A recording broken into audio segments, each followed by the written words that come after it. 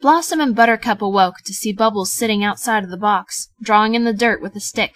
Buttercup approached her, and was heartbroken to see that she was drawing the professor, who was smiling contently.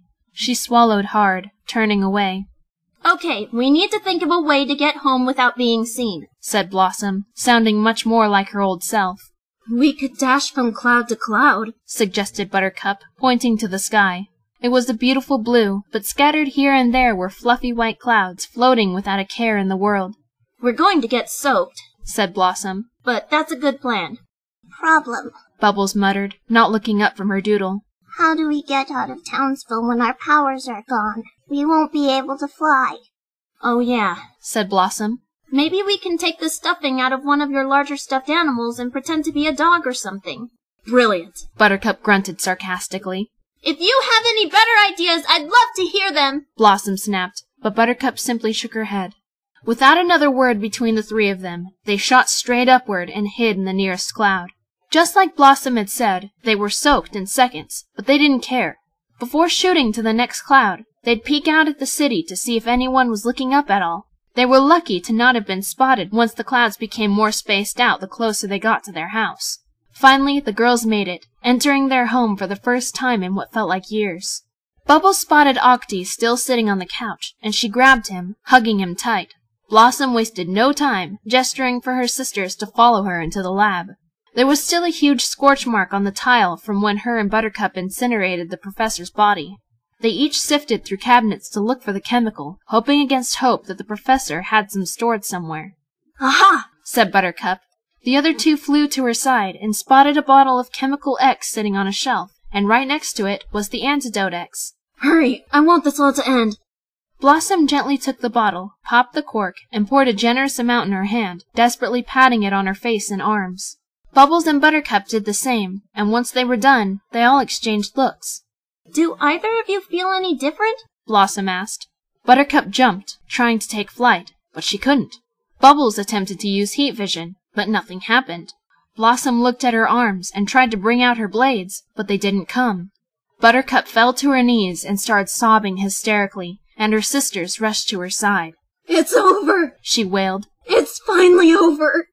Bubbles met Blossom's eyes, and Blossom smiled. However, Bubbles' expression didn't change. No smile, no tears, nothing. She was still numb. It felt odd to walk everywhere as they wandered around the house to pack supplies. If they were going to start over, they needed to at least be prepared. Buttercup even grabbed their camping tent so that they didn't have to sleep in a box again. Once they had everything they needed, the girls realized that there was no way dressing up as an animal was going to work. "The car," said Blossom. "We can try to drive out of the city." "We don't know how to drive," Buttercup exclaimed. "Plus, they'll see that it's us in the car." "Maybe we can sneak onto a cargo train," suggested Bubbles. "Homeless people do it all the time." "It's worth a shot," said Blossom. "But we still need to get to the train station without being noticed." "We could dress like boys," said Buttercup. "I mean, we're already filthy and wearing scrappy pants and shirts. All we'd have to do is change our hair and maybe put on hats." "Like the time I pretended to be Boomer," said Bubbles. "All right, let's do it," said Blossom. So the girls began to make themselves look as boyish as possible. Blossom pulled her damaged hair into a bun and hid it under a baseball cap. Buttercup put on a gray hoodie, combing her black hair over her face, wearing the hood up, and Bubbles took out her pigtails, capping her head with a black beanie. The three of them also found shirts that were plain and a bit more baggy, and Blossom discovered a bandana she could use to obscure her face, Bubbles doing the same with a light scarf. "I'll say one thing," said Buttercup with a dry laugh as they all looked at each other. "I wouldn't date a single one of us." Blossom giggled faintly, but Bubbles seemed to have the inability to feel humored at the joke. Walking to Townsville train station was surprisingly easy. Carrying their rucksacks on their backs, the girls kept their heads down to avoid meeting anyone's eye. Passers-by tried to avoid the filthy and unkempt little boys. The three of them had to be clever as they snuck around to the cargo section of the train currently waiting at the station as people boarded. They crawled into a car and were small enough to hide behind a large crate that said, "Fragile," in large red letters. None of the girls spoke as they traveled across the country, each of them simply thinking about everything that had happened to them and the possibilities of their future. Blossom's guilt was still eating at her sanity, and she found herself twitching a couple times every hour, and Buttercup was curled up in a ball, hiding her face as she tried to convince herself that they were going to be okay. Bubbles sat on the edge of the car with the door open, dangling her legs freely, watching the scenery fly by. The landscapes were so beautiful and peaceful. After about 12 hours riding the train, the girls finally got off, each of them glad that they didn't need to obscure their faces anymore. They weren't sure where they were, but it was somewhere out in the country, probably in the far northeast. It took another 2 hours to find signs of civilization. It was still a nightmare to travel on foot since they couldn't fly. At last, the sisters climbed a hill, finding themselves on a cliff that looked over the nearest town. It was small, but was bustling with activity, seeming peaceful enough. The sun started to set, and Blossom forced herself to smile, exhaling heavily. Well, she said strongly, here we are, our new home, and the start of a new life. Do you think we'll be able to make it? Asked Buttercup in concern. I think we will, Blossom replied. It's small, no one knows us, we're just 3 little girls looking for a home. 3 little girls that are on the run for murder, Buttercup murmured. But no one knows, said Blossom happily, though her eye twitched. Bubbles noticed this, but didn't react, her expression apathetic. We'll show everyone how good we are. We'll be kind and helpful, we'll find jobs and somewhere to live. Until that point, we can sleep in the tent. What about school? Asked Buttercup. Not sure, Blossom admitted. But I think survival is a bit more important, I hate to say. Maybe there's a library to at least tutor ourselves in our free time. She turned her back on the town, grinning at her sisters excitedly. It'll be great! You'll see! Forget all of that stuff back in Townsville. Here we begin our new Her sentence was cut off by her shrill scream as Bubbles pushed Blossom as hard as she could off the cliff. Buttercup gave a cry of horror as she ran to the edge to watch Blossom plummet to the trees and rocks miles below them. Bubbles joined her, expression still not changing, eyes never leaving her falling sister. There was a soft yet sickening crunch as Blossom hit the rocks, dying upon impact. Buttercup's mouth was gaping, green eyes wide with horror as she was unable to look away from the tiny crimson dot below. She quickly looked at Bubbles, who had opened her bag and pulled out Octi. Without giving the octopus a second glance, she gently tossed it off the cliff to join her dead sister. Bubbles! Buttercup squeaked, looking into her blue eyes. She met Buttercup's gaze momentarily, face still showing apathy, and then she silently turned to trudge back down the hill. Buttercup was speechless, watching Bubbles walk away, and then slowly sat in the grass, looking out at the sunset as tears silently slid down her cheeks. Losing both of her sisters was very painful for Buttercup, but she tried to stay strong, striving to build her new life like they had planned. Upon entering the town, she began asking people if there was somewhere a little girl without a home could turn to. Though it didn't sound very appealing, she was told about a small adoption center and decided that that was the best option. She'd have food, clothes, and a roof over her head, and maybe, just maybe, she'd be taken away by a brand new family. Buttercup decided to go by the name Sarah, after Miss Bellum. Life at the orphanage was surprisingly mellow, and she found herself as content as she could be while the weight of her guilt was still on her shoulders. She made a few friends with whom she played, and was schooled in basic subjects. There was plenty of food, and the environment was comfortable, but Buttercup ended up developing insomnia, going most nights without a wink of sleep. At the age of 9, Buttercup was finally adopted by a wealthy man named Mr. Peters. He lived in the nearest city in a rather large house, but he had no wife or any other kids. He was quite lenient with Buttercup, saying that he wanted her to feel safe and comfortable, and that she didn't have to refer to him as Dad, but John, as was his first name. Heck, you can call me Johnny if you want, he told her, and that's what she started to address him as. Mr. Peters worked in publishing, and was gone for most of the day. Buttercup was assigned a small set of daily chores in exchange for allowance, and was given freedom to do whatever she wanted as long as the chores and her homework were done. Having lost all interest in fighting due to her traumatic past, she decided to take up the guitar. Her songs never had names or lyrics, but losing herself in the instrument became her zen. Growing into her teenage years, Buttercup liked to wander the city with her guitar slung over her shoulder, and find a nice area to just sit and play for people. She even had a sign that said, "No money, please," because all she wanted was to share her music, especially to those who seemed to be having a bad day. Buttercup was pretty as a teen, growing her hair to her shoulders, which she'd pull into a low side ponytail, but kept her bangs long to fall in front of her face, resembling the style she had worn when she had to disguise herself as a boy. She even wore jeans and a hoodie most of the time, but they were still feminine enough for her taste.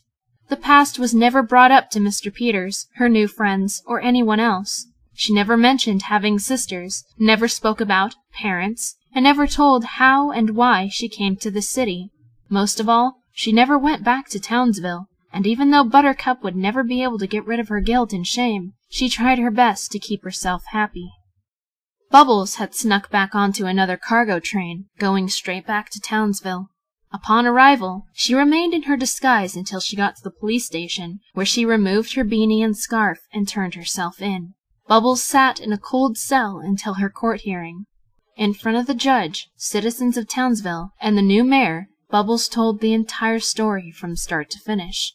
The new powers, the death of Mojo Jojo, Professor Utonium, Fuzzy Lumpkins, etc., as well as the psychotic behavior of Blossom. She told how Buttercup assisted Blossom out of guilt, the constant arguing about coming clean, and how they came to the conclusion that they needed to get rid of their powers. Then Bubbles explained that she herself had never harmed anyone or even touched one of the bodies. She said she was almost positive that Ace and Snake, as well as the Rowdy Rough Boys, managed to get away and were still alive. Bubbles did admit to accidentally scratching the squirrel when her deadly power finally came, but otherwise did not aid in any of the violence. The last thing Bubbles told them was that she killed Blossom. She explained that she knew Blossom was never going to be the same, and that she ruined both hers and Buttercup's life, as well as many others. Bubbles was sick of Blossom manipulating Buttercup, and she didn't want her wreaking any more havoc or hurting anyone else. When asked about the whereabouts of Buttercup, she truthfully said she had no idea because she hadn't known where the train had taken them. After her entire confession, Bubbles stopped speaking altogether. It seemed that, after getting all of that off of her chest, her mind finally decided to break, and she became mute. The jury was sympathetic, and a majority of the courtroom had started crying during her story. Due to the level of trauma Bubbles had endured, along with the sudden inability to speak, she was declared innocent by reason of insanity, even though her mind was still there. She didn't protest in any way. So Bubbles was admitted to the Children's Hospital, kept in a ward for kids with mild mental disabilities. She still never spoke, and didn't even smile. In fact, the last time she could even remember smiling was before Mojo Jojo's death. Ever since that nightmare had started, her frown never turned upside down. When Bubbles grew a little older, the court decided to put her in a boarding school, but had to explain her situation to the staff and the fact that she couldn't speak. Bubbles' blonde hair grew long, halfway down her back, and it usually hung in a curtain over one shoulder. She was extremely skinny because of her low appetite, but she did well in her classes despite her pain. The other kids in the boarding school tended to avoid the blonde girl that never spoke or smiled, and Bubbles spent most of her time sitting in a chair in her room, facing the window, but not looking out at the city, instead keeping her head bowed, staring at the floor. The staff were very friendly with Bubbles, being careful not to trigger any sort of panic attack, but that never happened. Bubbles remained expressionless, silent, and did everything she was told. She did, however, keep a little whiteboard that hung around her neck and dry erase marker with her so that she could communicate when she needed. If Bubbles wasn't studying or sulking, she was drawing. The quality of the doodles never changed over the years, simply remaining childish little scribbles. No matter what, though, the drawings always consisted of her sisters, the professor, and all of her friends and foes that had died. They were always smiling.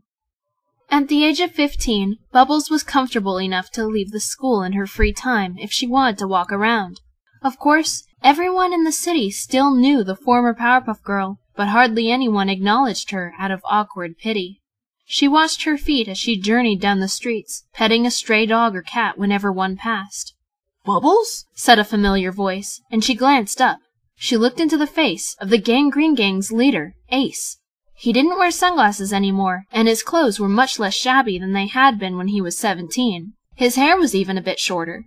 Without warning, Ace threw his arms around Bubbles, embracing her so tightly she coughed. My God, it's great to see you, he said, his voice expressing strong relief. Bubbles pulled away and wrote on her board quickly. Where is Snake? It said. He's fine, Ace replied, furrowing his brow at the board. Why you got that thing? She erased the previous sentence and scribbled a new one. I can't talk. He looked shocked, and his eyes became a bit more glossy. He grabbed her tiny hand gently. Come on, come say hi to Snake, he urged. Bubbles nodded and followed him through the city. He goes by his real name, though. He actually gets very upset if you call him Snake. He stopped using that name after the day that... He choked and didn't go on. Surprisingly, the 2 remaining Gangrene Gang members still lived in their old shack, but it had been renovated, now resembling an extremely small and shabby wooden house. Before going inside, Ace led Bubbles around the back and pointed at 3 stones sitting in a row, each with words carved into them. One said, Little Arturo, the next said, Grubber, and the final said, Big Billy. When Snake and me came back, which was about a week after that day, we gathered up what was left of them and buried them, Ace explained sadly. We wanted them to have a proper burial. Bubbles' lip trembled, staring at the graves. Come inside and sit down. Snake will be happy to see you too. Upon entering the shack, Snake, who was even thinner than he was when he was a teenager, stood from the table, shocked to see the young lady. He no longer wore a hat, and his clothes consisted of jeans and a simple long-sleeved shirt. Is that Bubbles? He exclaimed, still drawing out his S's. Ace nodded and gestured for her to sit down. She took her board from around her neck and set it on the table. Snake stared at it, a bit bemused. San, said Ace, shortening Sanford. Bubbles can't talk. Oh, said Snake, looking shocked. Bubbles wrote on her board again. What happened to you? She asked. Well, I'm sure you realized by now that you saved our freaking lives, said Ace with a sad chuckle. That's how we knew that it wasn't your fault, that you had nothing to do with it. We're so grateful to you. We stopped committing crimes after that, said Snake. After experiencing that entire thing, we wanted no more part in troublemaking.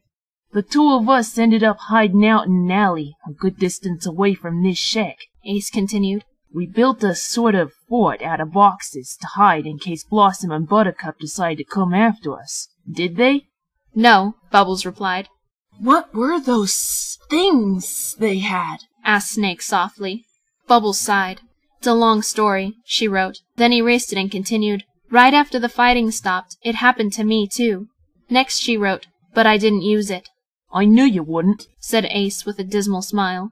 Anyway, we didn't get the news that you 3 disappeared and then you came back a couple days later until like a week. We were hiding, so we didn't see a newspaper until one was thrown in the dumpster in the alley. The entire story was on the front page, and it changed our entire outlook on life. Snake and me. Don't call me that! Snake suddenly bellowed, and Bubbles jumped, horrified. Sorry, Ace murmured quickly. San and me didn't really turn our lives around. We didn't really have the confidence. But, like San said, we stopped the crime and stuff and just try to make it through each day. It's tough. San and me aren't really the working type, so we ain't got jobs. But we're alive. Thanks to you, Snake said softly. Bubbles turned back to her whiteboard. Blossom is dead. I pushed her off a cliff, she said, and the boys fell silent. She decided to go on.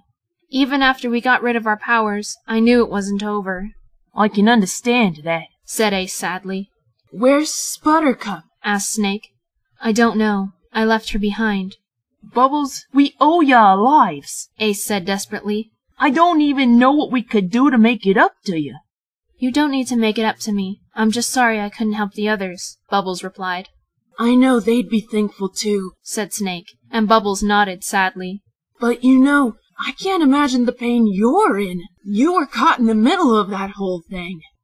Bubbles' throat felt painfully tight, and her eyes fell to the table. You did the right thing, Ace assured her. I know it feels like you should have done more, but there was nothing more you could do. Everything that was within your power, you did right. You don't happen to know where the Rowdy Rough boys are, do you? Asked Bubbles, and Ace blinked. No, he replied. I have no idea where they could be. Why, did something happen to them, too? Bubbles nodded, writing another sentence. They're alive. It wasn't a question. I'm sure you'll find them, said Snake. I'm going to go, said Bubbles, and the boys nodded dismally. It was nice to see you, Snake said sincerely as they all stood, him and Ace giving her a brief hug. Stay strong, okay? Said Ace. Bubbles nodded again and slowly left the shack. Before she walked away, she wandered around to the 3 graves and knelt in front of them.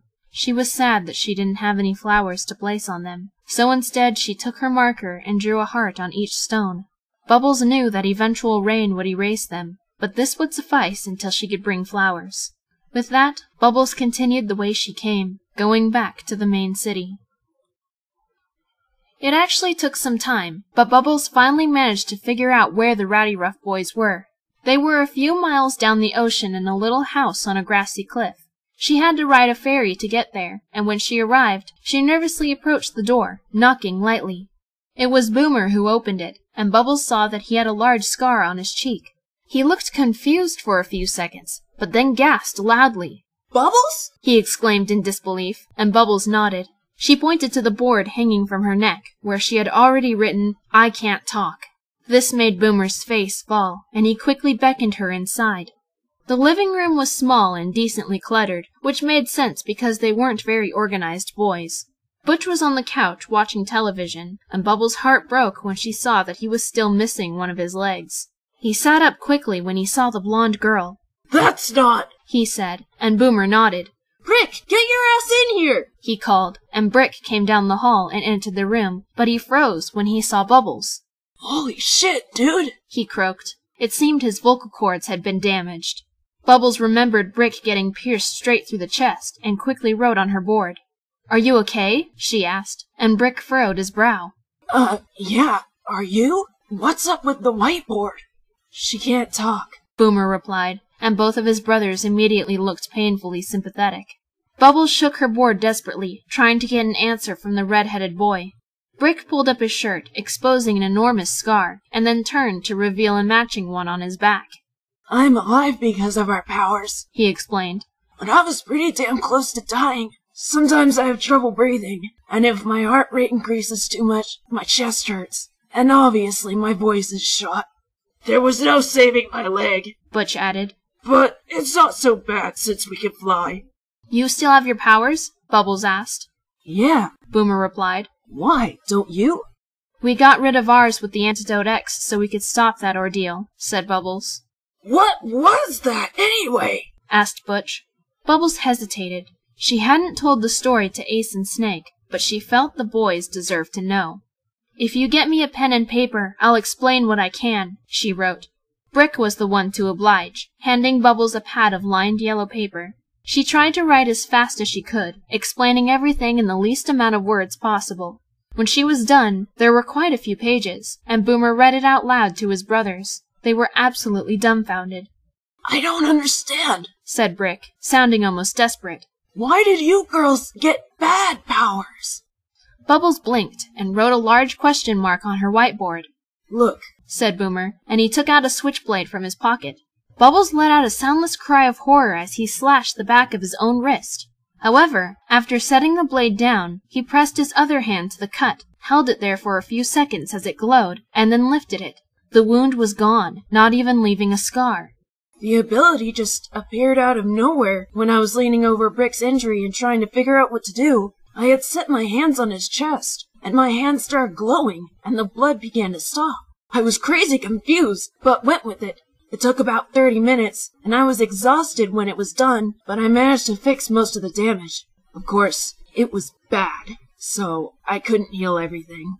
We were all sort of freaking out, said Butch. But we didn't care how the hell it happened, because Brick was alive. Crippled, but alive.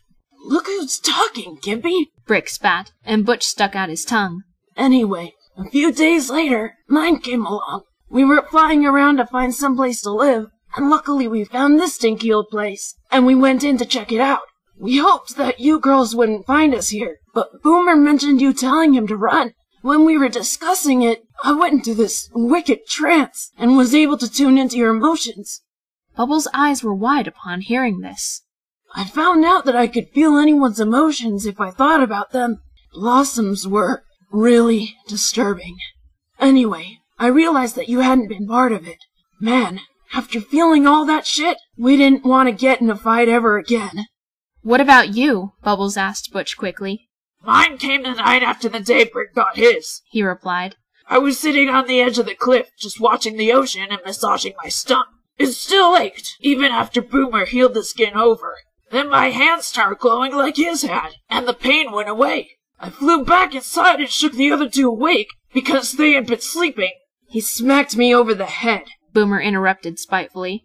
Yeah, but then I took the pain away. Butch pressed on. Turns out, it's sort of like a painkiller, because the ache in my leg came back hours later. But I soothed it until it went away on its own. I'm able to help Brick with his chest pains when they come. Bubbles was feeling a bit overwhelmed. Why did you get helpful powers? She scribbled.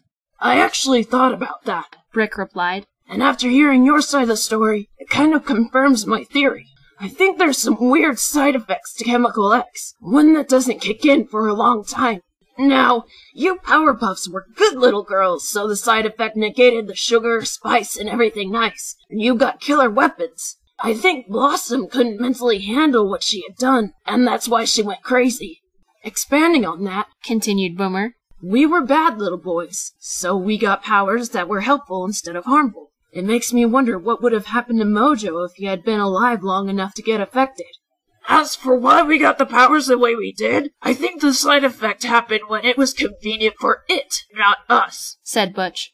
Blossom was fighting Mojo, so it appeared out of nowhere to purposely force her to kill him. Same with Buttercup. She was trying to help Professor Utonium, but instead her blades came out and negated her attempted good deed. As for you, you were lucky the squirrel only got scratched. Yours appeared while you were at peace with your animal friend. Then Boomer's healing power came when he was desperately trying to save me, and saving someone is a good thing, said Brick. I was worrying about you after Boomer told me that you warned him, and I never thought I'd be worrying about a sissy little girl, let alone a Powerpuff Girl, so I started to feel your emotions. Butch got his while wishing pain would go away, and we like to cause pain, not help take it away. We pretty much felt sick to our stomachs at the thought of doing something violent, because all we could see were Blossom and Buttercup's horrible blades, and Butch and Brick bleeding to death, Boomer said. So we just live normal lives, aside for the fact that we still have powers. We don't want to get rid of them, though, and it seems we don't need to. Bubbles was fighting the urge to cry, and her hand shook as she wrote on her board. That's not fair, she said. I agree, replied Brick sadly. I mean, we wouldn't want to kill people either, but we'd at least be able to try and keep our heads while trying to fix it. But you girls were so pure. I want to go home, said Bubbles, and the boys nodded, Boomer taking her hand. I'll fly you, he offered, but Bubbles looked terrified. I'm scared of flying now, she told him, but he gave a comforting smile. It's okay, he reassured her in a soft, kind voice. You're in safe hands. If you had told me I'd be saying that 10 years ago, I would have said you were on something. Brick and Butch laughed as well, but just like Boomer's, it showed no sign of happiness. Boomer gently tugged on Bubbles' hand. Come on, what do you say? It'll be quicker. She hesitated for a moment, and then gave a very slow nod. Alrighty, I'll be back soon, guys. Don't make out, Butch joked, and Boomer blushed, closing his eyes and growling. He led Bubbles outside, and she hopped up on his back, clinging to his neck as he supported her by locking his own arms under her legs. Jesus, you're light, he said before taking flight. Unable to stand being up so high for the first time in a decade, Bubbles rested her head against Boomer's back, shutting her eyes. Little did he know, she had finally started crying. Once in Townsville, Bubbles pointed the directions to the boarding school. He let her off in front of the double doors and gave her a very sad smile. You'll be okay, he whispered, and Bubbles' lips quivered. You know what, sissy little girl? Me and my bros are here for you any time you need us. Hell, you could just leave this freaking school and bunk with us. I know being around a bunch of rowdy boys would probably get on your nerves, but at least you'd have some friends who can relate to you. Bubbles didn't respond, and Boomer's face fell. Whatever you choose to do, please smile for me, just once. It doesn't even have to be sometime soon. I just want you to smile for me sometime. "I think I've forgotten how to smile," said Bubbles. This broke Boomer's heart, and he sighed. "We'll keep in touch, okay?" he said, and Bubbles nodded. He gave her a hug and then ruffled her hair before taking to the sky again. Bubbles slowly entered the building and went to her room, sitting in her chair and silently crying again. After hearing what the boys had to say, there was now a new thing eating at her heart. What happened to Bullet?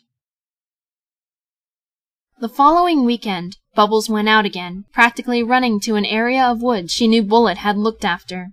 She was wondering how she could communicate to the animals, and she decided she'd try to use drawings. Bubbles slowed to a steady walk when she entered the woods, looking around for any animal who might know Bullet. She spotted a raccoon and hurried over to it. She was still good enough with animals that she was able to approach them without scaring them. Bubbles quickly knelt and drew a squirrel on the board, and the raccoon pointed at a random squirrel sitting on a branch. It wasn't Bullet. She bit her lip and drew lines to indicate flying, but the raccoon gave an annoyed chatter to express frustration. Thinking fast, Bubbles erased the squirrel and drew a gun firing, and then drew an arrow pointing at the bullet. The raccoon looked a little frightened, and this surprised Bubbles. It chirped at the squirrel in the tree, and it came down to join the conversation. In a series of rapid chatter, the raccoon told the squirrel who Bubbles was looking for, and the squirrel's behavior became tense. It looked at Bubbles and gave a single chirp, running off. Understanding, she quickly followed it. There was a clearing where many animals were playing, mostly rabbits, squirrels, and mice, and the squirrel Bubbles had followed started explaining the situation. It became so silent, it was as if someone had turned the volume of the woods off. A mouse came up to Bubbles, starting to squeak to tell her the story. Luckily, she could still understand animals. Apparently, Bullet had been trying to fight a badger that was attacking a family of voles, when she suddenly tore through the badger completely. Confused and shocked, Bullet realized that she was covered in red liquid, and coming out of her wrists and ankles were jagged razors. All of the woodland critters were horrified, unsure of what to do. Bullet panicked, acting much differently than she would normally, and many of the animals approached her to try and tell her it was okay. However, Bullet slaughtered anything that came near her, even bugs. Her eyes had been wide and blank, and she was shaking and twitching. Bigger animals began attempting to apprehend her, for now she was labeled as extremely dangerous, but she was too fast and strong. It took a full-grown male bear to finally catch her, because for some reason she seemed to have forgotten how to fly. The bear came out with many cuts and a missing eye, but he was able to stuff the poor deranged squirrel into a large picnic cooler. Of course, the cooler was made out of plastic, so when Bullet started slashing at the inner wall, the animals knew she'd soon escape. They really didn't want to, but they knew they had to put her to death, for there was no helping her. Before Bullet could dig all the way through the plastic, another, much bigger badger got in an attack stance. On the bear's signal, he threw the cooler lid open, and the badger dove in, immediately using his claws and teeth to tear Bullet to shreds. He himself suffered many wounds as the ill squirrel slashed at his face in defense, but he had won the fight. Bullet was dead. Sad and mourning, they gave Bullet a burial. To their horror, she had been dug up a few days later, probably by a hungry wolf. So is the life of the animal kingdom. When the story ended, Bubbles was crying again. Of course Bullet had gotten the bad side effect. After all, she was a squirrel of good deeds. Not only that, she had quickly lost her mind just like Blossom had, but much sooner. Bubbles assumed it was because a squirrel's brain is much smaller than a human's, even a child. She thanked the animals by giving them a firm nod, and walked back into the city. Instead of going back to the school right away, Bubbles journeyed to her childhood home, which had a large condemned sign on the door. Ignoring it, she went inside. The house was dark, dusty, and reeked of mold and mildew. There were many rats and cockroaches scuttling around the place, feasting on whatever was left of the food that had been rotting away for 10 years. Bubbles ascended the stairs and entered her bedroom. The sun had soaked up the color from their tricolored blanket, so it was now dull and almost gray. Bubbles sat at the end of the bed, where there was still a large bloodstain, and stared at the hotline, almost expecting it to buzz. The clown face itself looked a little melancholy, and she wondered if it was just a trick of the light.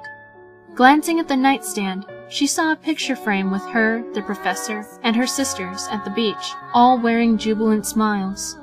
Feeling more alone than ever, Bubbles placed her face in her hands and cried. Boomer had told her he wanted to see her smile, but she truly believed she could no longer perform the action. She had the rest of her life ahead of her, a life of emptiness, existing as a mere shell. And so, that day in Mojo Jojo's lair had not been saved, and no day for the next 10 years had been saved. Not another day will ever be saved by the Powerpuff Girls.